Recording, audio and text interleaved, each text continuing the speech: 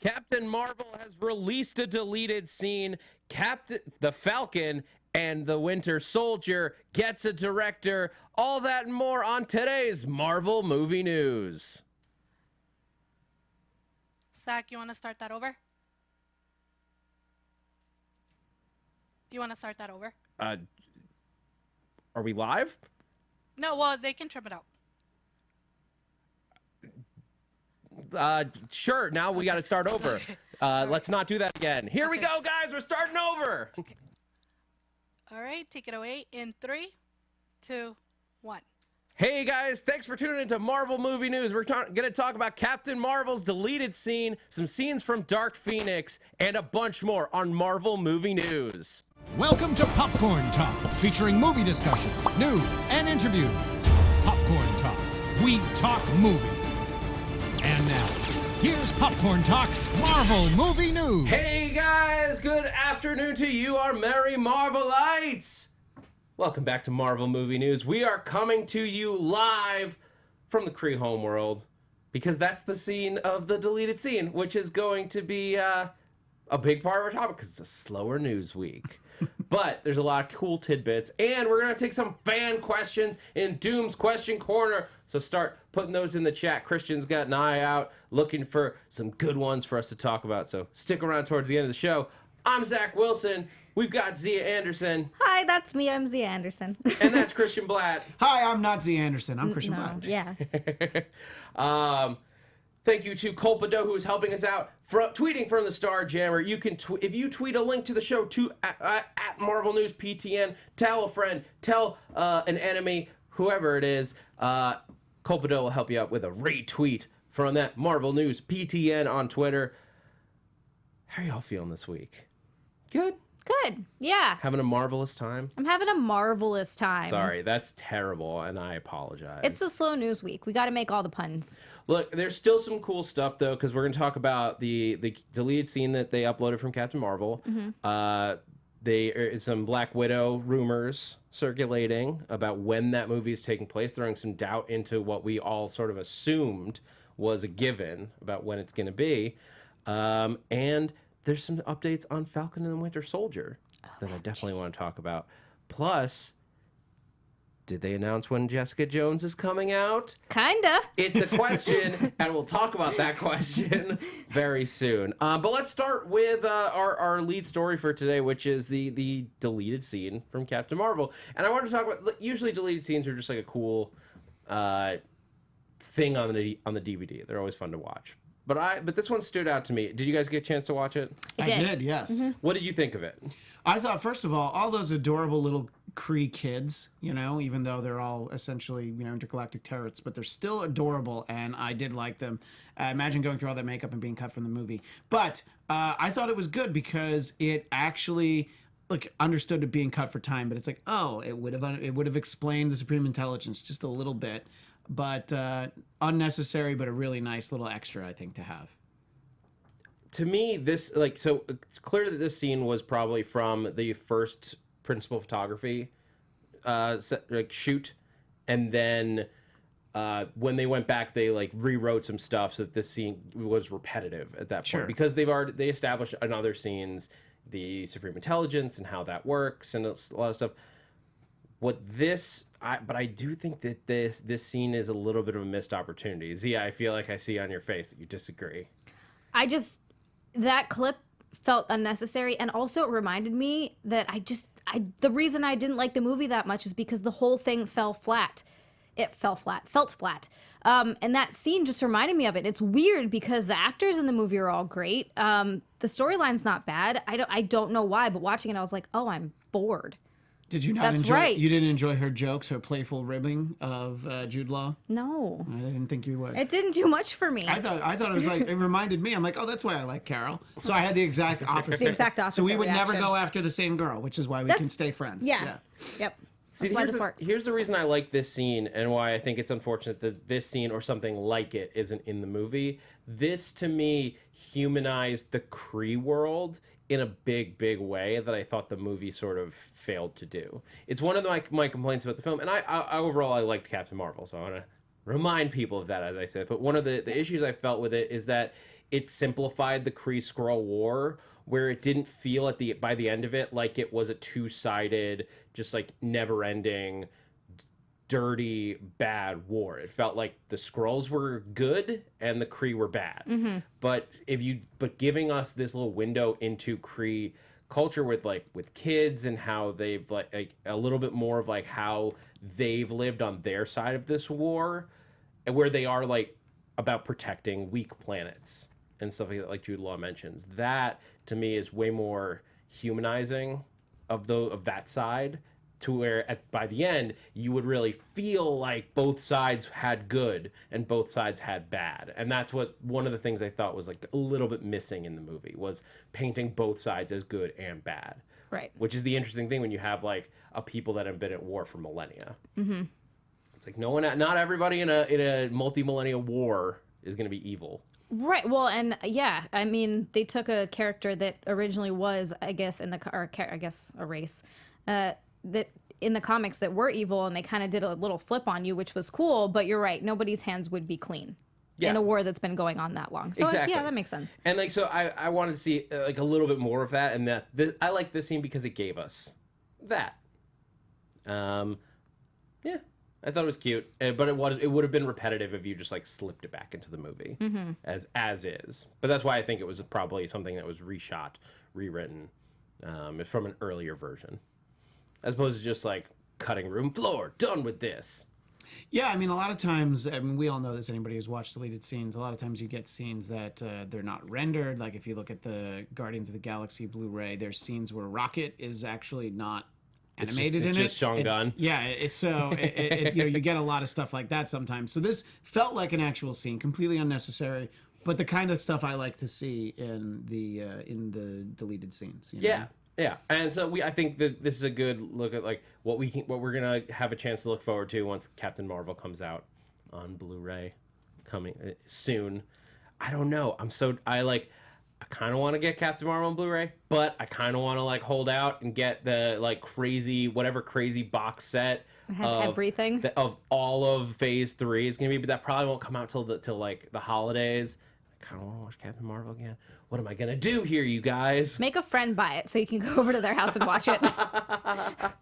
Actually, Zach, will you be that friend? You just go ahead and buy it so I can go to your place and watch it. I see what you did. It probably is going to happen. I had a feeling. But let's jump over to Black Widow. So this is an interesting little rumor. It's like rumor. But so we've all assumed that Black Widow was going to be set pre-Iron Man, like back in like the early 2000s, like a while ago. Hopefully showing us Budapest. And I still think that we should be holding out hope for at least a segment of the movie to show us frickin' Budapest. But according to Sebastian Stan, and there's no quote on this, but apparently at a panel, and nobody has this on tape, so it's like, that's why I say it's a rumor, because it's pure word of mouth. He made a comment that Black Widow is going to be set post Civil War. So it would be pre-Infinity War, post Civil War. Because remember that Black Widow during that time she left to go join Captain America, but we don't know exactly when. We just know that since she helped him, she was in violation of the Accords and had to join the Secret Avengers club that Cap had formed. Right. But we don't know that she joins immediately. So there's some kind of intervening time there where you could tell a story of her digging into her past, going back to Russia, going in search of the Red Room. So that timeline works. What do you guys think?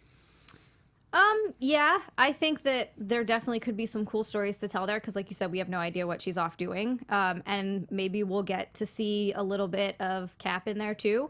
Maybe just a little bit. Doesn't have to be a lot. Just in the beginning of the movie. I kind of would have liked to have seen it pre-Iron Man. Honestly, I was excited about that aspect of it because I understand why they'd want to give us a Black Widow that we already know, because everybody already knows and loves Natasha like this. But I would have liked to have seen Budapest. Jesus, you guys have been talking about it enough. And I know people don't like Origins, but sometimes I do. And she's a character that we haven't seen a lot of her past on the big screen. So that would have been nice. I mean, I don't like Origins when you see them time and again. You know, Right. I don't need to see. I'm so glad that we didn't get a Tom Holland Peter Parker origin. Yeah, and I know it's a different agreed. universe, but I don't ever want to see Bruce Wayne's parents killed ever again. You know, you get tired of it. But we haven't seen Natasha's real backstory. I mean, yes, there's flashbacks that we've seen, but an actual telling of her story on the screen.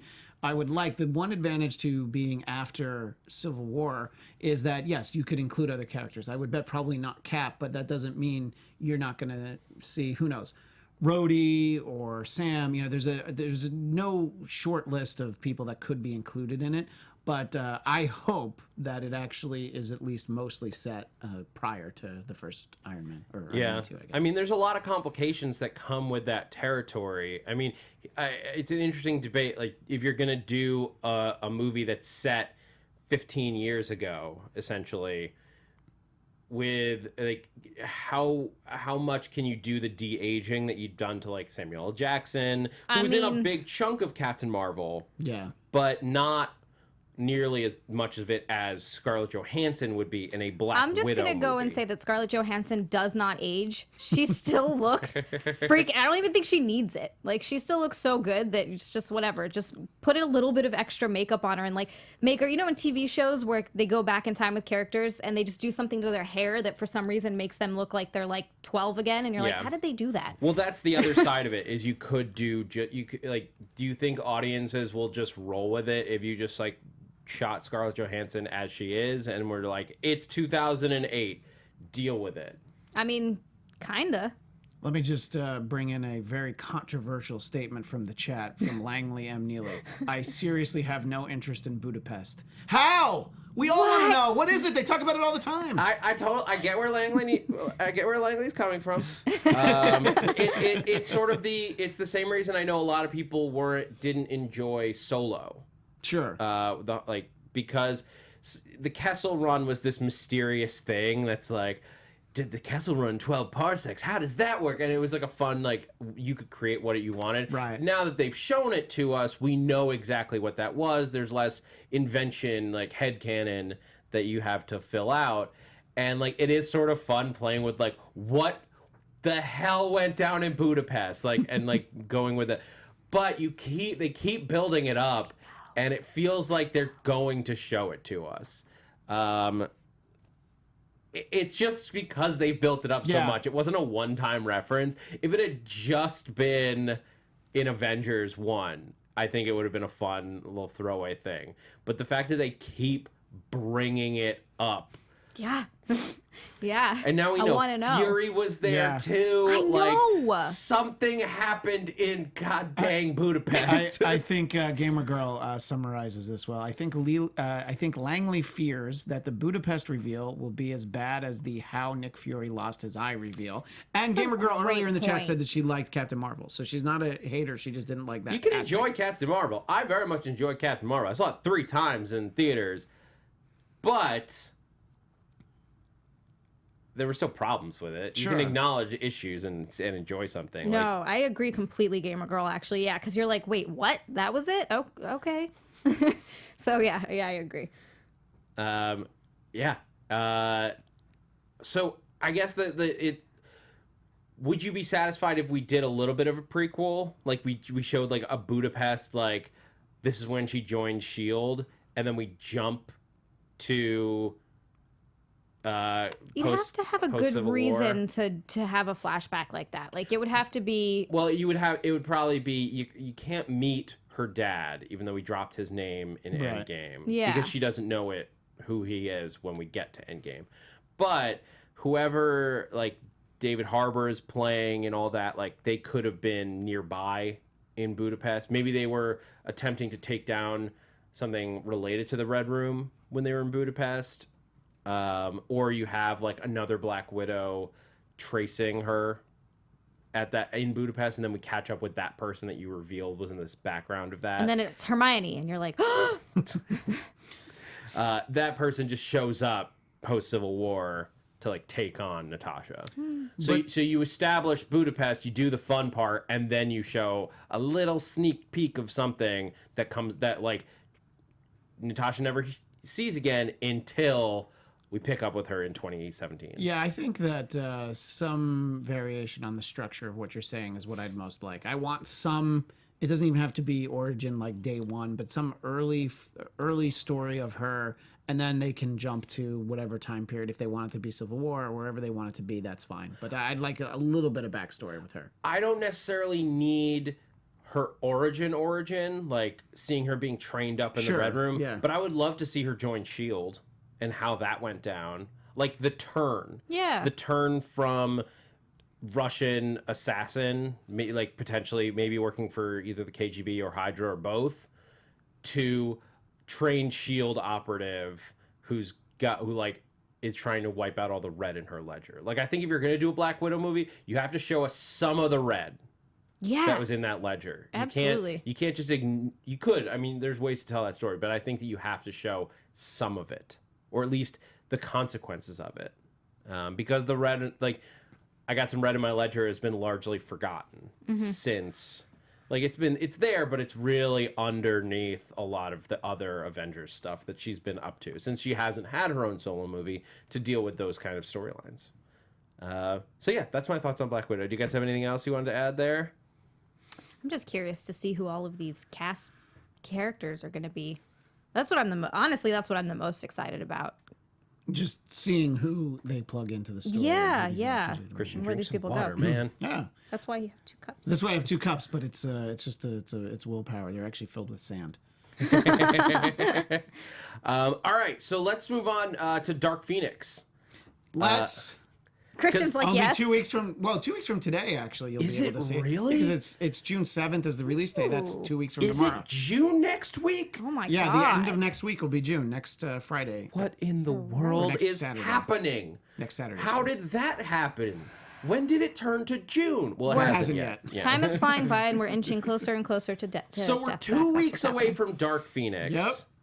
Mind blowing, because I didn't even realize that until Christian just said it. I know. But they put out 2 new like little clips, little scene, like half scenes for us to watch online. One as the X-Men team is getting ready to go to space, and you have Quicksilver just like, we're doing space missions now. Awesome. Favorite part.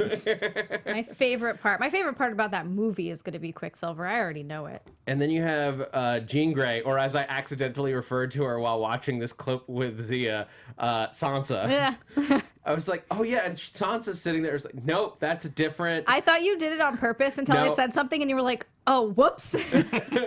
It's Sophie Turner and Jessica Chastain. So you have Jean Grey and the mystery character that Jessica Chastain is playing in this film. And I feel like this scene, for me, cemented my theory on who she's playing. Because they haven't announced her. They've said that she's like not from here, like she's not a human or anything like that. And did you guys both get Zio and I watched together. Christian, did you get a chance to see I this did scene? see it before coming here, yeah. Yeah. So it seems obvious to me at this point that Jessica Chastain is playing some kind of mentally projected persona of the Phoenix Force. Yeah, I think that that's not what I had been thinking. I had sort of ever since she was. By the way, I do think that now, but I think that ever since she was announced, it just always made sense that she would be Lilandra or some permutation of some form of Shi'ar character. But it really, I feel like she might not even actually be a real character. Like nobody other than Jean might see her. So, Yeah, that was my theory. As soon as I saw them interacting in an early trailer, was like, oh, this is the personification of the Phoenix Force. Because who else is going to talk to her that way? Right. Like, she's sort of acting like, almost like the Silver Surfer for Galactus. Like, she's acting like a herald. She's the herald of the Dark Phoenix. So she could be the herald of the Phoenix Force in some way, which would be probably a Shi'ar since they worship the Phoenix. Right. But to me, it's just the Phoenix Force needing, especially on screen, to somehow be able to communicate and to... because showing internal struggle in a live action format is very difficult. How do you show Jean Grey's like mental state degrading? Having her have a conversation with the Phoenix Force is a perfect way to do it. Mark Balam has a great thought that I thought it might have been Ms. Mastermind because Mastermind figures in so heavily in the comic book version of the Dark Phoenix saga. I don't think he thinks that now, but he's just saying that was something that he had thought. I mean, look. Sorry, I just have to throw in the joke one now because he and I both laughed at it. Funny. Jessica Chastain is Ray's mother. It's from Dick's Insider. So it made me laugh when I saw it. So You monsters. I mean, it could be like that's the thing. I like them holding back something like that, like character reveal, because like we'll have to wait 2 weeks to find out. yeah. Just I wanted to feel good and not in like the Star Trek Into Darkness. Oh, by the way, Benedict Cumberbatch is Khan, huh? What do you think? You know, I wanted it to be a good reveal. You know. Well, that's the thing. It's like don't just straight up lie to us. Right. That's unnecessary. Like if we figure it out, just don't respond. Don't be like it's not Khan. He's totally Khan, you guys. Yeah, exactly. And that plotline had its own issues anyway, especially because he didn't need to be Khan. And we're not gonna go off on a Star Trek rant here. We might have to if we get another light news week next week. But yeah, so did these clips do anything to excite you guys more or less for the movie? I was already going into the movie hopefully optimistic because I did that with Venom and actually ended up really enjoying it. So I think that it could be good. And anytime I get to see Quicksilver do his thing, I'm into it. So I'm excited for that just in general. I'm looking forward to it. I think that it's going to be not as bad as people think it will be. Chat, get in on this too. I want to know, are you, after seeing all the trailers and stuff, we're 2 weeks out, so theoretically they put out all the marketing material. Are you excited for Dark Phoenix, or are you hesitant about Dark Phoenix? Right, and is what you're seeing as it gets closer, is it helping you feel one way or the other? I mean, is anybody seeing the same things we are and be like, actually, I'm less excited for it now? Just put it in all caps, excited or hesitant, because that makes it super easy for us to like keep track of it. Yeah. You can put in nuanced stuff as well. Yeah, but just start. Bold it, all caps, excited, hesitant. I assume if you're here, you're at least like semi looking forward to Dark Phoenix. It's a comic book. It's a Marvel comic book movie, you guys.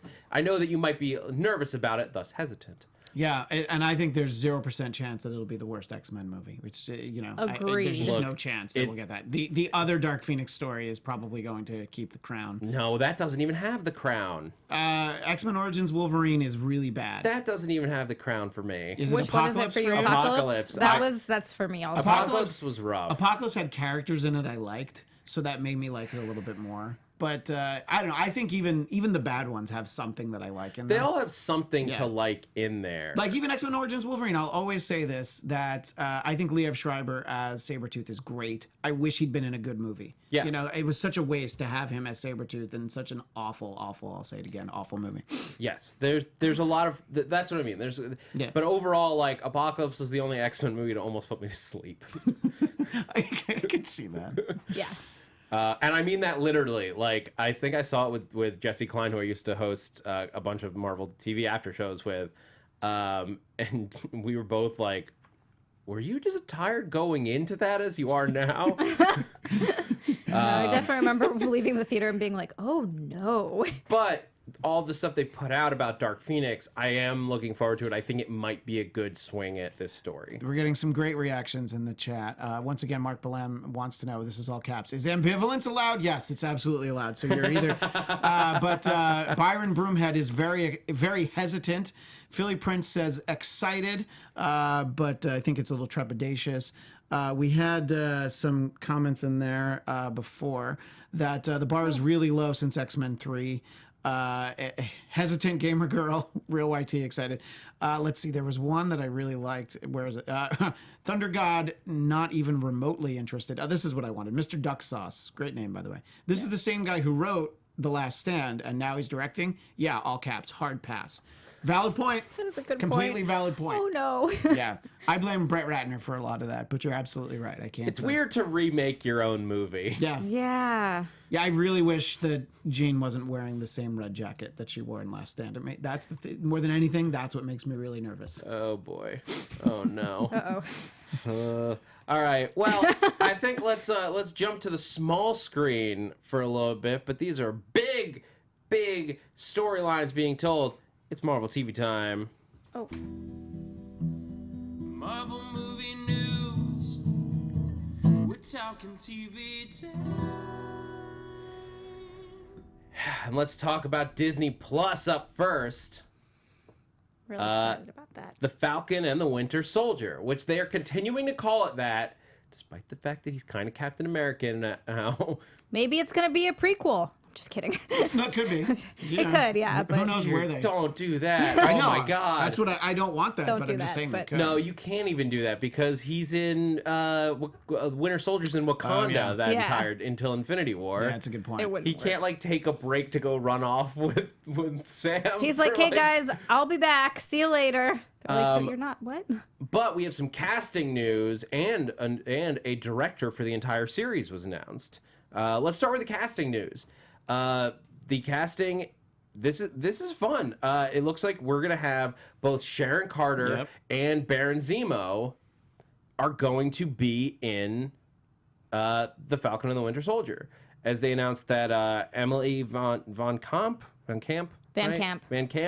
and Daniel Bruhl have both officially joined onto the show.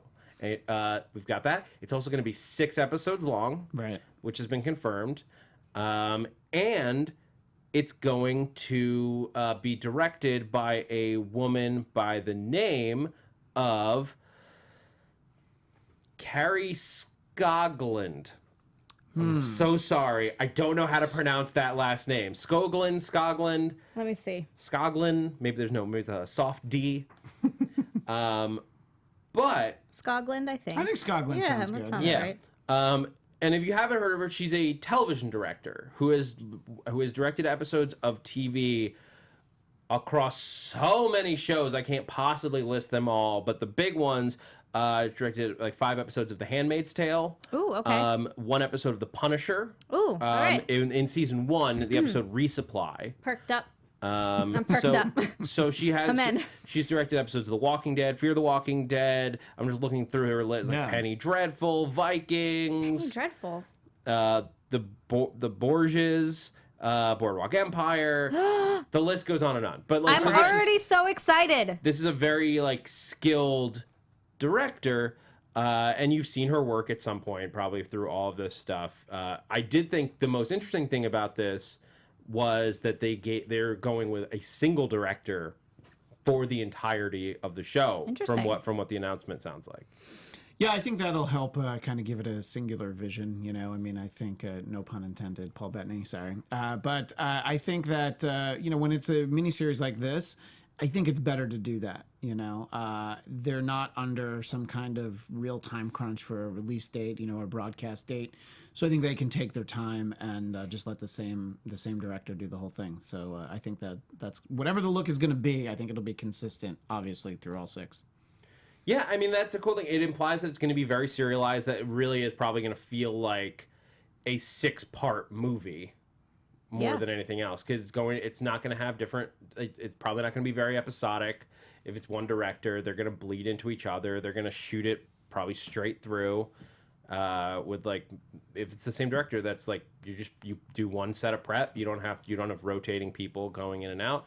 So I think this all sounds good. We've got like, so we know we're gonna have Agent 13. We're gonna have Baron Zemo running around. Sharon Carter is gonna show up and be like, "So Sam, where'd Steve go? Where'd he? We kissed and then I was like, maybe dust, maybe not, and then he's gone. And it was but now weird he's an 'cause old man. it was weird because it felt like kissing my uncle. I don't even understand. And he's like, oh yeah, you remember your aunt? Well, they're a thing again. Oh, I hope they explain that. You know how your aunt always treated her husband like he was Wilson on Home Improvement? He was always on the other side of the fence and you never saw him. Here's why. I really do want to see where Sharon Carter gets that explained to her. And she's just like, oh, this is weird. I thought it was weird before. This is weirder now. Like, it's weird enough to be like, look, you're in a time capsule. You got frozen. It's a totally unique scenario. I don't judge Cap for wanting to be with Sharon, but like, how's she got to feel when he goes back know. to her aunt afterwards? It's not like he knew he was gonna do that, but still. There are people wondering about Emily Van Camp being a female lead in the Fox show The Resident, how she'll be able to film both. We don't know how much she's in this show. You know, it's a 6-episode show. So even if she's in all 6, I doubt she's a lead in this show. No, so she's not gonna. They'll be able to work it out. She's not gonna be a series regular. She might be just a guest star in 1 episode, maybe 2. Yeah. And this doesn't film until October. So it's very possible that she'll be doing it in the downtime, or she'll do it in an off week. Daniel Bruhl's busy too. He's got his own show. I believe that's shooting in like Prague right now. What? Oh boy. Like, trust me, these guys are working, but that doesn't mean you can't like take a trip, do a thing. I do want to say, like, I'm always hesitant. I don't like to get political at all on this show. But I do sometimes. we have like, this is our platform, and I don't know how much of a difference it'll make, but like our voices as fans, as the consumers who take this up, makes a difference. And from what I understand, this, like, Falcon and Winter Soldier and potentially Scarlet Witch or WandaVision, right, are going to be filmed, or at least the current plan, the current plan is that they would be filming in Atlanta. As Disney filmed Endgame and Infinity War there, and they filmed a lot productions there. Yeah. If Disney is listening, if Marvel is listening, I hope that they pull out of Atlanta, given the current laws there. Don't put your female employees in danger. Don't support a state that's going to take away human rights from other people. And like, this is, you vote with your dollars. You vote with your support of companies where they put their dollars, and this is an easy way to just move production, have an effect, make a statement. Right, and I mean, things like that have been effective before. You know, there have been laws like in North Carolina within the last couple of years. There were what they call bathroom laws, things like that. And you had like huge performers that, like Bruce Springsteen canceled a sold out stadium show, you know, which that's one event, but it's still, you make like a lot of, you can really at least get a lot of attention for your point. And we'll see if that's what Disney wants to do. I feel like just out of the country is probably going to be a good place to film this anyway. If I just have any hunch for the kinds of stories they're going to tell, they probably shouldn't even be filming in the U.S. I mean, like Black Widow and, to my understanding, Eternals are probably shooting in London. Right. Black Widow, we know, is shooting in London. Eternals, I believe, as well, is going overseas. But like, and look, I don't want to dwell on this. This is not like the point of this podcast. Like, but this is Marvel related, and I hope that Marvel and Disney make a good decision here and use the power that they have to help send a message that, like, and it's also about their employees, the people that we care about that work on these shows. Mm-hmm. You don't want to put them in a bad situation where their medical needs don't come first, and where people who would help them with their medical needs get put in prison for helping. That's wrong. That's it. Yeah. We can move on. Yeah. Jenna James says film in Canada, Hawaii, or Mexico. I didn't know that Hawaii had good. Well, I guess they have decent tax rebate laws, because you do have a number of shows that film there. Yeah, there's plenty of other states that have good rebates. Like, Atlanta has become a good hub, and I don't want to take work away from the people that are there, and it's not their fault. But this is the only way to affect change when you work in an industry that controls that the United States is #1 export. Don't kid yourselves. Film and television are the United States' #1 export by pure dollars. I mean, look at all the co-productions movies are with China now. Where is China putting all of their money in the United States? In our movies. Yeah. Because they completely understand that. Yeah. Anyway. They should move it to LA and let us all write the show. I came up with the perfect solution. There you go. I'll do 2 episodes, you do 2 episodes, Zach does 2 episodes. Sounds Done. good. Let's jump over and talk about some Netflix stuff here, you guys. Jessica Jones still does not have a date. But it has. But it has a month. It has a month. Something. Yeah. And it's the next one. Yeah. Okay. So Netflix posted a photo of their list of June shows. I guess is what it looks like now. And it was it's a list of all of these things. And then when it gets to Jessica Jones at the bottom, it just says coming soon. Yeah. But it's on a list of shows coming out in June. June 1st, you turn on Netflix and there's Jessica Jones. Here's the thing. It could be. Do you guys think that Netflix would just drop it randomly on us? Yeah, absolutely. Well, that would send the signal that they really don't care about it. I think that, I don't know. I guess it creates some buzz if it just people start to say hey, did you realize that it's there? But I think that they have done this before where they've the first season of The Punisher, they were continually vague about it. And I think that by the time that it is up there, we're going to know at least a week ahead of time. It might just be because there's no fan events in June. So it's not like they're going to tie it into a Comic-Con appearance for some reason and be by the way. The Punisher one? Well, that's what they wanted to do with The Punisher, but then they didn't release it that day. Well, that's the big thing that I was thinking, that they never really got to try with the Punisher. They wanted to. I got the sense that it wasn't just we want to do it and tie it in with New York Comic Con. They wanted to see what would happen if you take a property that people are going to watch when it comes out, regardless, and you just threw it out at people surprise, here it is, and then see what the numbers are like. Does a surprise drop net you a better response from your viewers than hyping it up for a while? Because we also have gotten no footage or trailers for this season. Well, at this point, does it matter? It's the last Marvel show. They know people that are going to want to watch it already know that it's coming out and they're going to watch it. They're not trying to get new viewers because there's nowhere it can go. Well, you still want to get people coming to the service and staying with the service. Yeah, but they're not going to stay for any more Marvel shows. That's fair. That's fair. This is kind of it. It comes with a bunch of other comic book things going on to Netflix this month. Some, I think, are coming back. So, just looking at the list on June, and, there's one that I know you guys are going to be excited about. I saw that one. So, because you've got Batman Begins and The Dark Knight are coming to Netflix, or back to Netflix. I think they were on there. And I'm gonna rewatch those. This one's fun if you have somehow not seen Spider-Man Into the Spider-Verse, or you've just been waiting. You're I'm gonna watch it again 18 more times once it comes out on Netflix, so you don't have to buy it. Are you talking about you, Zach? Oh, I already know you. No, I already know but you watched it 18 more times. Maybe it's not the most off assumption number of that movie. Oh boy. June 26th, look forward to it. They announced it on Twitter. Into the Spider-Verse will be gracing Netflix for the U.S., to be clear. I don't know what the international rights are on distribution. It's very hard to keep track of all of that. But at the very least, U.S. Netflix is going to get Into the Spider-Verse so you can watch it all the times you want. Definitely gonna watch it again.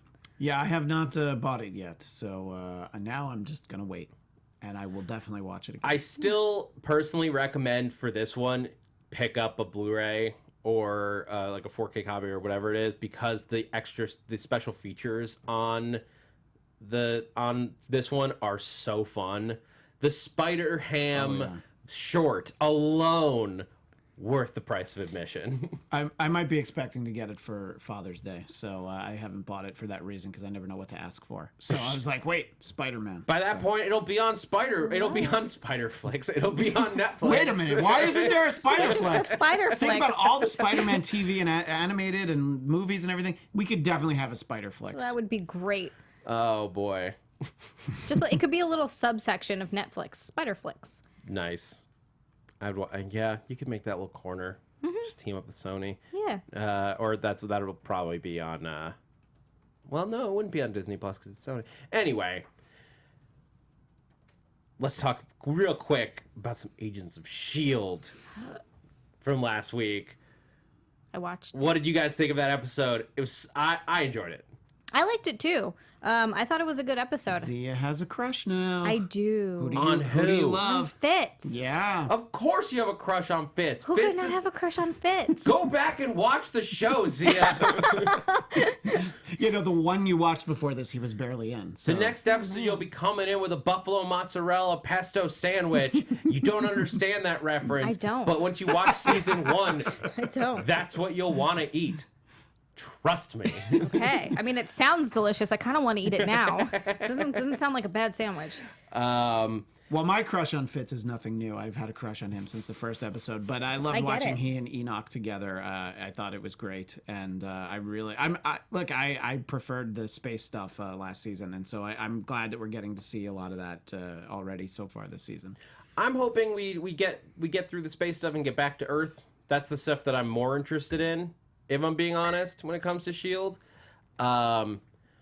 But what's really interesting, like the big thing right now is Sarge, the Clark Gregg character, and what is happening with him. I don't know. He remembers the word Coulson. I know. That's what throws me off. It throws off a lot of theories that I've had before. Yeah. Well, I wanted to bring it up because Jay Scott sent in a theory to Doom's Question Corner, but it also makes sense to just bring it up now. What if Sarge is the old Coulson from the alternate future from the beginning of Agents of S.H.I.E.L.D. in Season 5? Okay. That took me a second, but that's a great theory. So we because like it's a little hard to follow if you didn't see it. But I don't know. everyone's idea. messing with time travel these days. And Agents of Sure. S.H.I.E.L.D. was doing it before the Avengers even got there. They just did it with an obelisk instead of the quantum realm and massive technology. But so they did like break timelines. So it could be that this is some kind of remnant of that time stream who has forgotten who he is. Maybe his memory got messed up when you broke time, because you broke time, Quake. And also, where's Deke at? Yes, in the chat right now, Gamer Girl says, Deke is my S.H.I.E.L.D. crush, Zia. I miss him. And that's 2 weeks. Two weeks in a row. I was just like, where is he? Just for a second. I know I he's want him all- drinking a Zima somewhere. Damn you! Sorry. Yeah, he's off drinking Zima somewhere, but I want to know where and why and what he's up to. Is he just mad, or is he just sad that he and Quake aren't getting together? They were not getting Queek.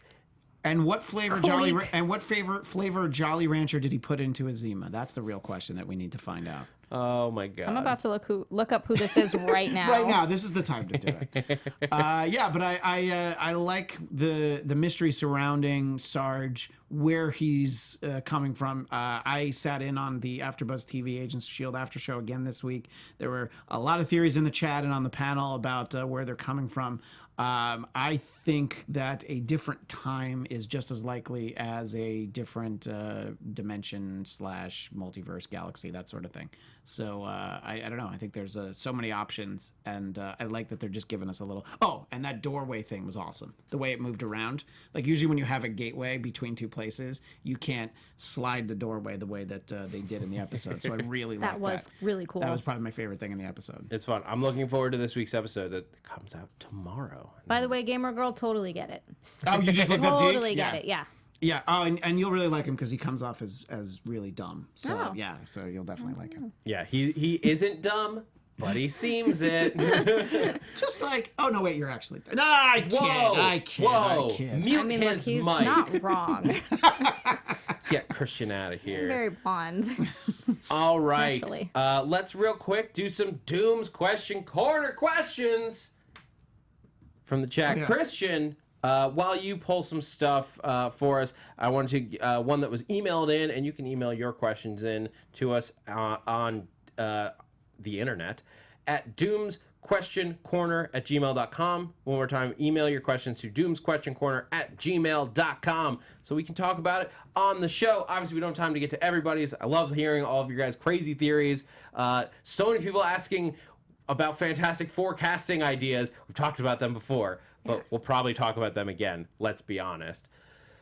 But this one comes from Al Andy. Now that we have the Braddock name drop in Endgame, how do you foresee Marvel bringing Captain Britain into the MCU, or do you see that happening? I would like to see it. I feel like we're hinting at it. The combination of Braddock's name being dropped in Endgame, and that was like a throwaway thing, and it doesn't necessarily refer to the actual Captain Britain. It could be his dad, because obviously there's a family going on there. And the fact that they randomly, with Mysterio, whether he's from an alternate dimension or not, they happened to choose the number of the dimension where Spider-Man is also Captain Britain. And that's like, and he is also a dimension hopping character in that universe. Like that version of I forget what I think it's Billy Braddock is Spider UK, is like well in tune with the multiverse and can actively do dimension hopping in the comics. So I feel like they're teasing us with Braddock. Like that was that they had to make that choice for a reason. So why that one? I feel like some version of Captain Britain is coming, but like I don't know when, because it's such a deep pull of a character. Yeah, and I don't know that he'd be, introduced just by himself. I feel like I feel like he would be part of a group, and I don't mean a team, but I feel like a collection of characters. He might be one of them, but I don't know. I mean, if we knew what the next phase was, we might start to have a better idea. But I think we're probably a good 10 years away from an Excalibur movie, so I don't think that's going to be it. I mean, you could do a Captain Britain time travel story. Sure. Now that you've introduced time travel, and you send him back to fight the Black Knight around King Arthur's court. Like, I'm already in. Do something crazy like that. And I think Marvel is like up for insanity these days. Yeah. So like that could be a fun way to bring Captain Britain. You just reminded me of the theory we never got, that the Black Knight was going to be an Endgame. You know, I'm really disappointed now that I'm remembering that was based on the most circumstantial nonsense. But I really wanted to see him, and now we didn't. So let's get the Black Knight and Captain Britain into a movie. Stat. I watch it. What do we got from the chat? Well, just in the chat, it's come up a few times, this notion that would they make Mysterio a good guy?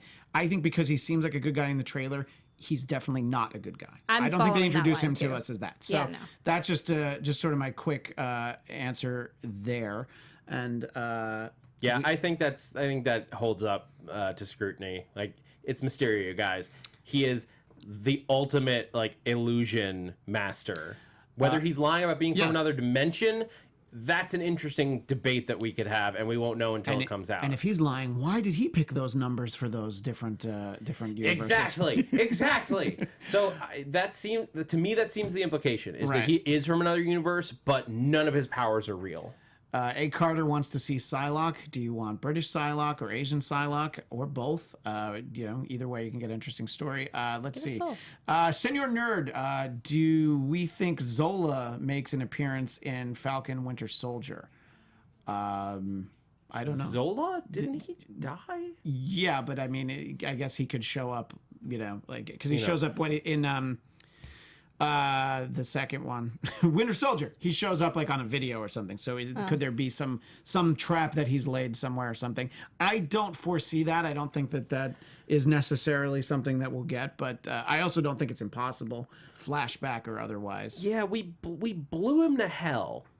I don't know that Zola's still around. I think I think they did the most interesting version of his story, or like the cap to his story with Winter Soldier. But then again, we never saw a fully realized Krang style robot version of Arnim Zola. So we'll see. Yeah. Jenna James has some casting ideas for Adam Warlock, Armie Hammer, since he's not in the running for Batman anymore. Ian Somerhalder. I say no. Or Alexander Skarsgård. I'm not an Ian Somerhalder fan. I'm not interested. I saw one with the actor who Efron? No. The actor who plays his name is completely escaping me, the actual actor's name, but that plays Jaime Lannister. I am there for that. Nikolaj. Yes, thank you. Colder Wasta. I have Yeah. no idea how to say it. I'm so sorry. I would love to see that. I think he'd be great. I think he's great potential for a lot of MCU roles. I saw somebody suggest him as actually as Doctor Doom, which could be an interesting choice. I could see that, I still think there's no better in my mind. There's no better option than Javier Bardem for like that maniacal, twisted, but like he's 10 moves ahead of you, like For Doctor Doom? Yeah. But